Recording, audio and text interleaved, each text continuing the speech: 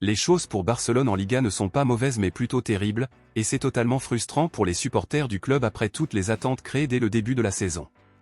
Le Real Madrid a joué samedi et a fait match nul 3-3 contre le Rayo Vallecano, et c'était l'occasion idéale pour Barcelone d'ouvrir un autre avantage de 3 points sur le club merengue. Cependant, Barcelone s'est retrouvé battu contre l'un des derniers clubs du classement du championnat après avoir perdu 0-1 contre le Gané.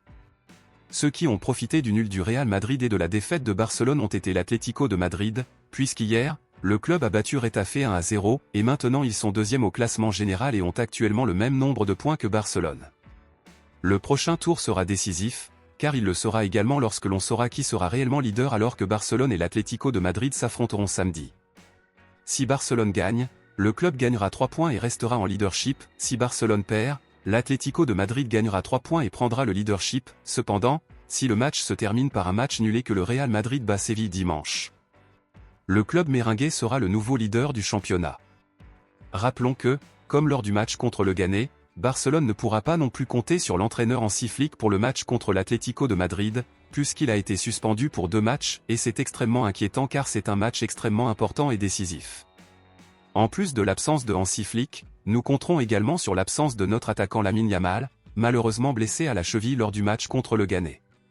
Lamine Yamal s'est encore blessé à la cheville, et encore une fois le joueur ne jouera pas avant 3 à 4 semaines, c'est-à-dire, 2024 est déjà terminé pour Lamine Yamal car il ne jouera plus cette année.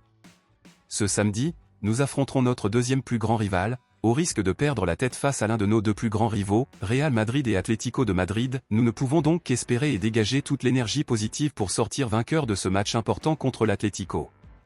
Les supporters ont peur et ne sont pas très confiants pour le moment, principalement à cause des récents matchs ratés de Barcelone, donc, compte tenu de cela, à votre avis, pensez-vous que Barcelone va gagner ou perdre contre l'Atlético de Madrid? Pensez-vous que dans cette manche nous perdrons la tête du championnat? Dites-le moi ici et je lirai votre commentaire. Je vous verrai dans la prochaine vidéo.